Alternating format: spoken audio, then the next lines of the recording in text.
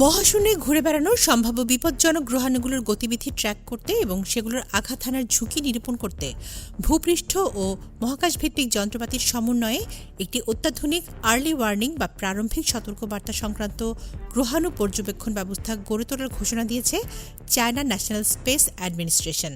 সম্প্রতি আন্তর্জাতিক গ্রহাণু দিবস উপলক্ষে এই ঘোষণা দেয় মহাকাশ গবেষণা সংস্থাটি।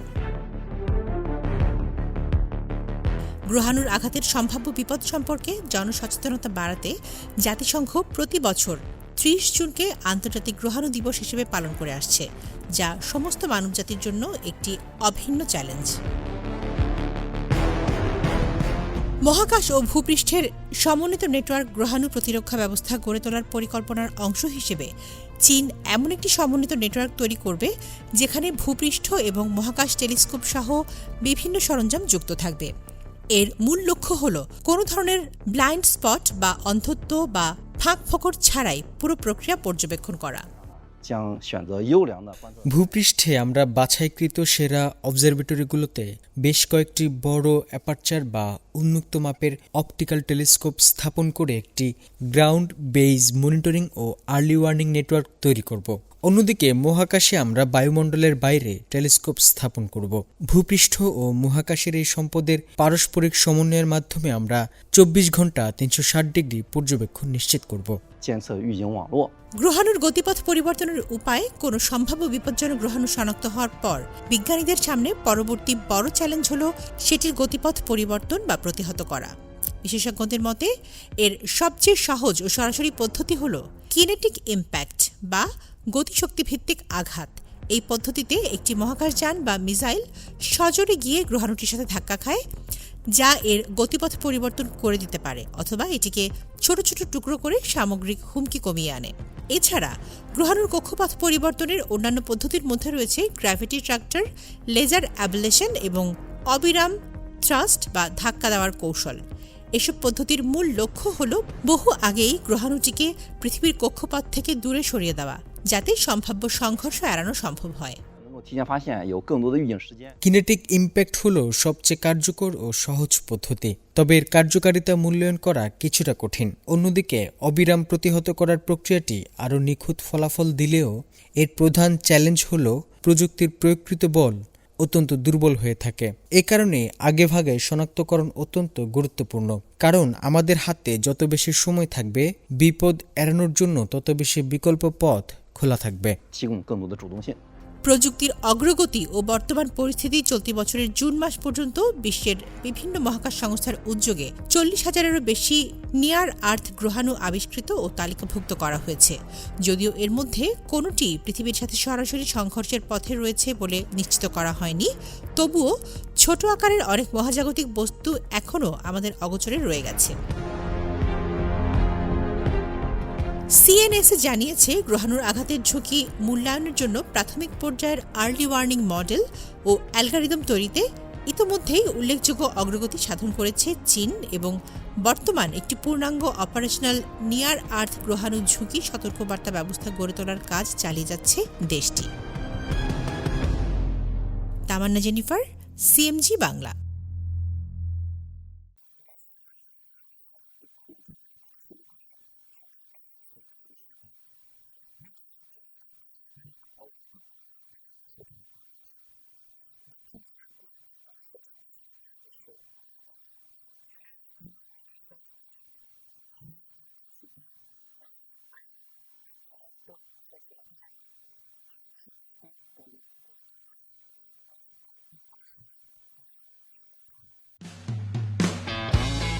মহাবিশ্বের মৌলিক গঠন ও উপাদানের রহস্য উন্মোচনের পথে এক ঐতিহাসিক মাইলফলক অর্জন করল চীন। প্রযুক্তিগত আনুষ্ঠানিকতা ও সফল সমাপ্তির মধ্য দিয়ে সম্প্রতি দক্ষিণ চীনের কোয়াংতং প্রদেশের হুইচৌতে আনুষ্ঠানিকভাবে যাত্রা শুরু করেছে বিশ্বের অন্যতম শীর্ষস্থানীয় mega science project high intensity heavy ion accelerator facility বা HIAF। চাইনিজ একাডেমি অফ সায়েন্সেসের ইনস্টিটিউট অফ মডার্ন ফিজিক্সের উপপরিচালক এবং HIAF প্রকল্পের প্রধান প্রকৌশলী অধ্যাপক ইয়াং চিয়ানছেং জানান, আন্তর্জাতিক মানের এই মেগা বিজ্ঞান কেন্দ্রে রয়েছে বিশ্বের সর্বোচ্চ পালসড হেভি আয়ন বিম ইন্টেন্সিটি বা ভারী আয়ন রশ্মির তীব্রতা এবং পারমাণবিক ভর পরিমাপের জন্য সবচেয়ে নিখুঁত রিং স্পেকট্রোমিটার। পরমাণু নিউক্লিয়াসের সীমানা অন্বেষণ, নাক্ষত্রিক জ্যোতির্বিজ্ঞান সংক্রান্ত প্রক্রিয়াগুলোর রহস্যভেদ এবং পারমাণবিক শক্তি উন্নয়ন ও বহুমুখী গবেষণায় এটি বিজ্ঞানীদের জন্য এক শক্তিশালী হাতিয়ার হিসেবে কাজ করবে। আমরা নতুন মৌল 119 এবং 120 সংশ্লেষণের চেষ্টা করব। একটি নতুন মৌলের সৃষ্টি অত্যন্ত তাৎপর্যপূর্ণ। উদাহরণস্বরূপ, যদি আমরা দীর্ঘস্থায়ী সুপার হেভি বা অতি ভারী মৌল উৎপাদনে সফল হই, তবে তা বিশ্বজুড়ে পারমাণবিক শক্তি এবং পদার্থের উন্নয়নে বৈপ্লবিক পরিবর্তন আনতে পারে। আইএমপির তত্ত্বাবধানে নির্মিত এই জাতীয় মেগা প্রকল্পটি টানা 7 বছরের নির্মাণ কাজের পর গেল বছরের অক্টোবর মাসে সফলভাবে এর প্রথম বিম তৈরি করে।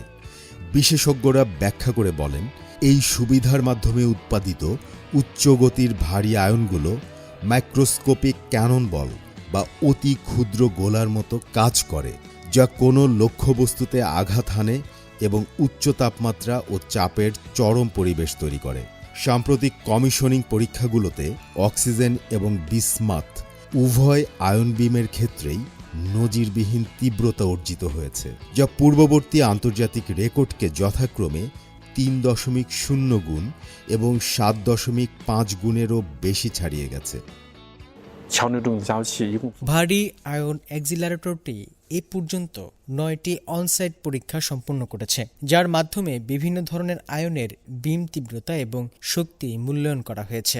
এর সমস্ত পরীক্ষামূলক টার্মিনালও অনসাইট পরীক্ষার মধ্য দিয়ে গেছে। আজ এর পুরো পারফরম্যান্স অ্যাকসেপ্টেন্স টেস্ট সম্পন্ন হয়েছে। একবার চালু হলে এটি একটি প্রধান বৈজ্ঞানিক গবেষণার প্ল্যাটফর্ম হিসেবে কাজ করবে, যা বিজ্ঞান ও প্রযুক্তিতে আমাদের জাতির আত্মনির্ভরশীলতা এবং শক্তিকে উল্লেখযোগ্যভাবে ত্বরান্বিত করবে।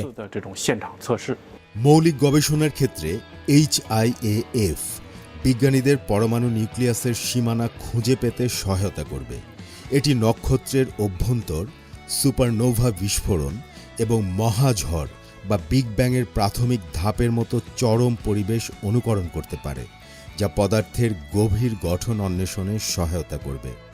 অন্যদিকে ফলিত ক্ষেত্রে HIAF মহাশূন্যযানের বিকিরণ সহনশীলতা পরীক্ষা, পারমাণবিক শক্তির উন্নয়ন এবং কার্যকরী উপাদান নিয়ে গবেষণার কাজে ব্যবহার করা যাবে। এছাড়া চিকিৎসা ক্ষেত্রে এই প্রকল্পটি ভারী আয়ন ক্যান্সার থেরাপি এবং নতুন আইসোটোপ ওষুধ আবিষ্কারের পথকে আরও প্রসারিত করবে। সাকিব সিকান্দার, CMG বাংলা।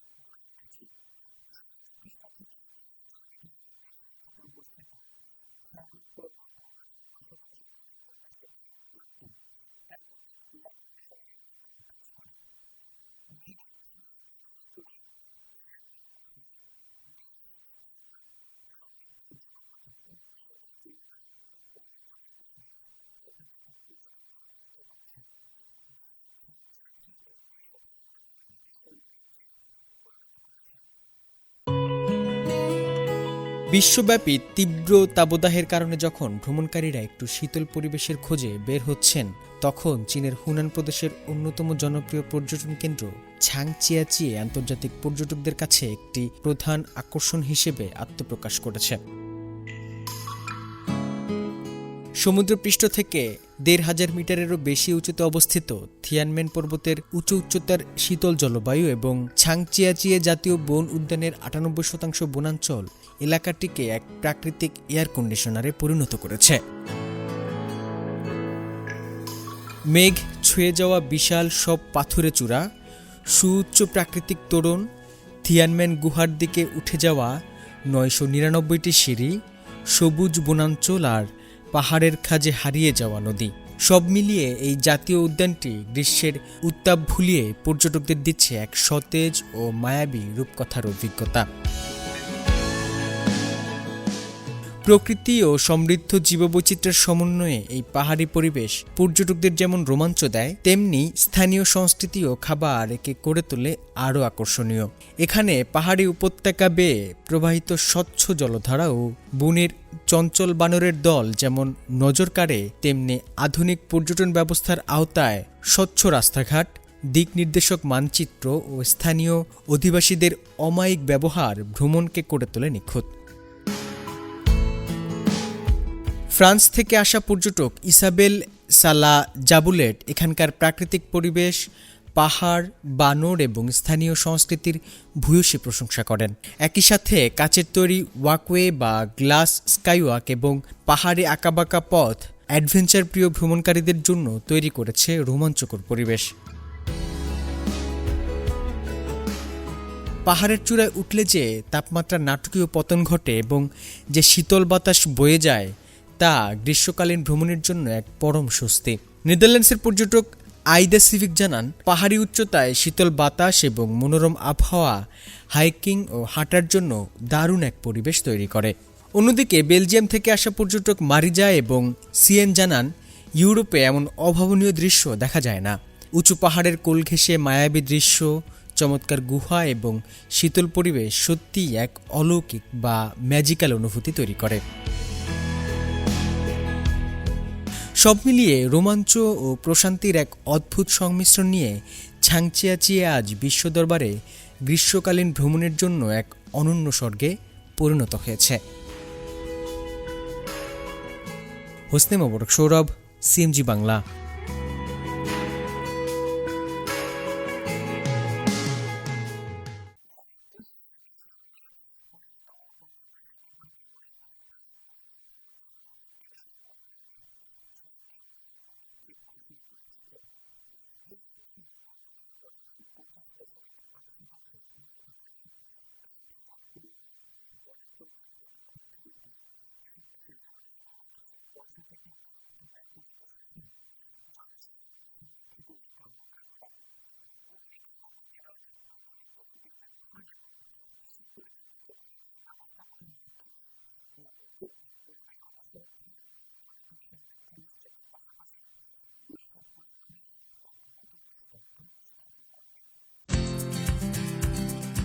2030 সালকে সামনে রেখে পরিবেশ সুরক্ষা ও সবুজ বিপ্লবের নতুন দিগন্ত উন্মোচনে এক উচ্চাকাঙ্ক্ষী রূপরেখা ঘোষণা করেছে চীন। দেশের 15তম পঞ্চবার্ষিক পরিকল্পনার আওতায় বন ও তৃণভূমির টেকসই উন্নয়ন নিশ্চিত করতে বাস্তবায়িত হচ্ছে 6টি মূল পদক্ষেপ। চীনের জাতীয় বন ও তৃণভূমি প্রশাসন এবং অন্য 3টি সরকারি বিভাগের যৌথ পরিকল্পনা অনুযায়ী 2030 সালের মধ্যে দেশটির বনভূমির পরিমাণ 25.8% উন্নীত করার লক্ষ্য নির্ধারিত হয়েছে। পাশাপাশি বনাঞ্চলের কাঠের মজুদ 22.4 বিলিয়ন ঘনমিটারে পৌঁছানো এবং এই খাতের মোট উৎপাদন মূল্য বাড়িয়ে প্রায় 2 ট্রিলিয়ন মার্কিন ডলার উন্নীতের লক্ষ্যমাত্রা রয়েছে। বিশেষ করে উত্তর ও উত্তর পূর্ব চীনে বিশাল পরিসরে বৃক্ষরোপণ কর্মসূচি ও পরিবেশগত নিরাপত্তা নিশ্চিত করতে নেওয়া হয়েছে দীর্ঘমেয়াদী প্রকল্প। জাতীয় বন ও তৃণভূমি প্রশাসনের পরিকল্পনা ও অর্থ বিভাগের উপপরিচালক চৌ চিংহাও জানান, জাতীয় উদ্যানগুলোকে আন্তর্জাতিক মানে উন্নীত করতে এবং সংরক্ষিত এলাকাগুলোর সমন্বিত বিকাশে জোর দেওয়া হচ্ছে। তিনি বলেন, সংরক্ষিত প্রাকৃতিক অঞ্চল ব্যবস্থার নির্মাণ কাজ ব্যাপকভাবে এগিয়ে নেওয়া হচ্ছে। বিলুপ্ত প্রায় 165টি প্রজাতিকে জরুরি ভিত্তিতে সুরক্ষা আওতায় আনা হয়েছে এবং একই সাথে দেশের আর্দ্রভূমি বা জলাশয় সুরক্ষা কাজ চলছে। পরিবেশ সুরক্ষার পাশাপাশি এই খাত থেকে অর্থনৈতিক সমৃদ্ধি অর্জনেও গুরুত্ব দেওয়া হচ্ছে। কাষ্ঠজাত পণ্যের স্বনির্ভরতা বৃদ্ধি, নতুন পশুখাদ্যের যোগান, আধুনিক বীজ শিল্পের বিকাশ এবং বনাঞ্চল ভিত্তিক অর্থনীতির বিস্তার ঘটাতে নেওয়া হয়েছে নানামুখী উদ্যোগ। পরিবেশগত নিরাপত্তা সুদৃঢ় করতে বন ও তৃণভূমির দাবানল প্রতিরোধে বিশেষ গুরুত্ব দেওয়া হচ্ছে। বার্ষিক বন ও তৃণভূমির অগ্নিকাণ্ডের হার যথাক্রমে 1000 ভাগের 0.7 এবং 1.8 ভাগের মধ্যে রাখার সিদ্ধান্ত নেওয়া হয়েছে। বিজ্ঞান ও প্রযুক্তির উদ্ভাবনী সক্ষমতা বৃদ্ধি ও আধুনিক প্রশিক্ষিত জনবল তৈরির মাধ্যমে চীনা প্রশাসন বিশ্বাস করে এই মহাপরিকল্পনা কেবল চীনের পরিবেশগত ভারসাম্যই বজায় রাখবে না, বরং বিশ্বজুড়ে পরিবেশ সুরক্ষায় এক নতুন মাইলফলক স্থাপন করবে। তামান্না জেনিফার, সিএমজি বাংলা।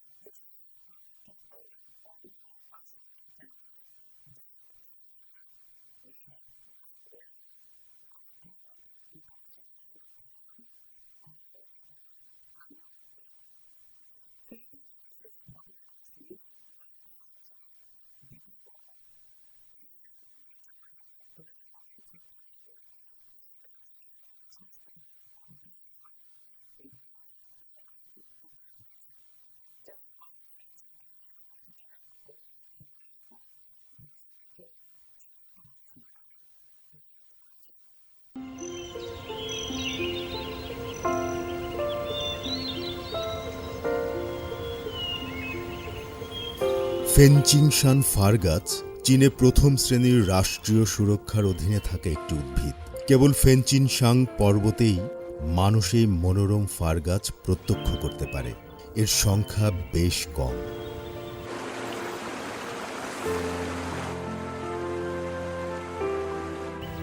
বিশ্বে এ পর্যন্ত 52টি ফার প্রজাতির আবিষ্কার ও নামকরণ হয়েছে। এর মধ্যে 22টি চীনে পাওয়া যায়। বিশ্বে চীনেই সবচেয়ে বেশি প্রজাতির ফার রয়েছে। এদের মধ্যে ফেনচিংশান ফার শনাক্ত হওয়া নতুন এক প্রজাতি। কোয়াটারনারি যুগে বেঁচে থাকার এক প্রতীক হিসেবে ফেনচিংশান ফার যেন পর্বতে লুকানো জীবনের সংকেত, যা প্রাচীন জলবায়ু ও জীবাশ্ম বিজ্ঞান বিকাশের গবেষণায় অত্যন্ত গুরুত্বপূর্ণ। International union for conservation of nature and natural resources এটাকে পাইন জাতীয় গাছের সুরক্ষা তালিকায় অন্তর্ভুক্ত করেছে। ফেনচিংশান ফার কেবল খাড়া উপত্যকায় 2100 থেকে 2300 মিটার উচ্চতায় জন্মায়।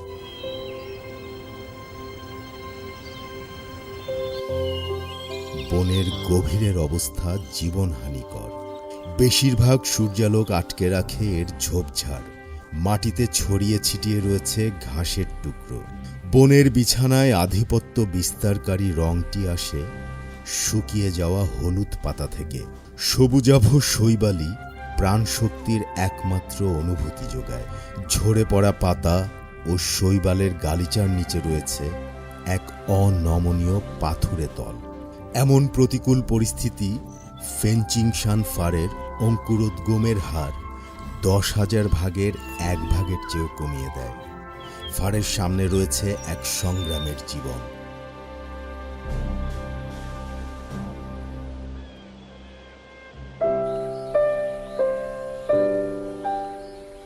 আমাদের সামনের ওই সূক্ষ্ম ছোট উদ্ভিদটি হল ফেনচিংশান ফারের চারা। এটির বয়স 2 বছর। তবে 700 দিনেরও বেশি সময় ধরে লড়াই করার পর চারাটি পরিমাপে 5 সেন্টিমিটারের বেশি বাড়েনি। যে কোনো সময় এটি মারাও যেতে পারে। পার্শ্বীয় শাখাগুলো ফারের বয়স এবং উচ্চতা পরিমাপে বার্ষিক বৃদ্ধির একটি ভালো সূচক। ফেনচিংশান ফার একটি পার্শ্বীয় শাখা বের করে, যা বার্ষিক ভিত্তিতে 2টি সমানুপাতিক ছোট শাখা তৈরি করে।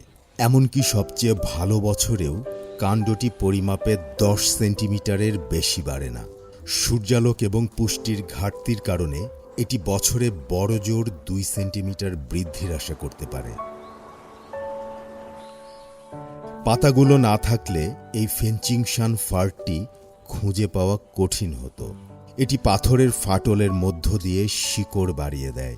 মাটি থেকে পর্যাপ্ত পুষ্টির অভাব ঘটে এবং ঝোপঝাড়ের কারণে সূর্যালোক থেকে বঞ্চিত। 3 দশকেরও বেশি সময় ধরে এটি 1 মিটারেরও কম উচ্চতায় পৌঁছতে একগুঁয়েভাবে বেড়ে ওঠার চেষ্টায় থাকে। এটি প্রায় 3 মিটার উঁচু। সূর্যালোক এবং বৃষ্টির ফোঁটা বেশি পেতে এবং মৃত্যুর হুমকি এড়াতে এটিকে ঝোপঝাড় ভেদ করে উপরে উঠতে হয়। এখন পর্যন্ত এটি 40 বছরেরও বেশি সময় ধরে সংগ্রাম করে থাকতে পারে, অথবা আমরা যতটা জানতে পারি তার চেয়েও বেশি। এই ফেনচিংশান ফারগুলোর যেগুলো ঝোপঝাড়ের ওপরে গর্বের সাথে দাঁড়িয়ে আছে, সেগুলো পর্বতের ঢালে এবং কুয়াশাচ্ছন্ন মেঘের মাঝে মাথা তুলে দাঁড়ানোর আগে 1 শতাব্দীরও বেশি সময় ধরে প্রচেষ্টা অব্যাহত রেখেছে। ফেনচিংশান ফারগুলোর বেঁচে থাকা এক কঠিন প্রতিকূলতার বিরুদ্ধে নীরব প্রতিযোগিতা। বিস্তীর্ণ বিশ্বে ফেনচিংশান ফারের বেড়ে ওঠার জন্য রয়েছে কেবল এক টুকরো ক্ষুদ্র আবাসস্থল। 70 হেক্টরেরও কম এই ভূমিতে বাস করা ফারগুলো যেন কালজয়ী সন্ন্যাসী। 20 লক্ষ বছর আগে এরা ফেনচিংশান পর্বতে তাদের ঘর বানিয়েছিল। হইচই ও কোলাহল থেকে বিচ্ছিন্ন হয়ে তারা এখন নির্জনতার জীবন উপভোগ করছে।